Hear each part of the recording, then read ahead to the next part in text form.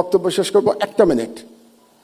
শেখ মুজিবুর রহমান মুক্তিযুদ্ধের সাথে জড়িত ছিলেন না, তিনি জানতেন না মুক্তিযুদ্ধ কিভাবে হয়েছে, এবং তিনি ফিরে এসেও জানার চেষ্টা করেন নাই মুক্তিযুদ্ধ কিভাবে হয়েছে।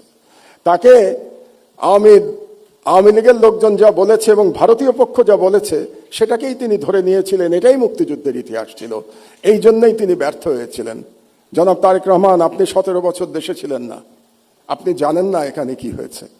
আপনার বিশিষ্ট লোকজন আপনাকে যা বলেছে এটাই আপনি শুনেছেন, এবং এখন যারা মিডিয়ার নতুন বন্ধুরা আপনাকে যেটা বলছে সেটাই আপনি শুনছেন, এবং সেটাই আপনি মনে করছেন এটাই বাংলাদেশের 17 বছরের ইতিহাস।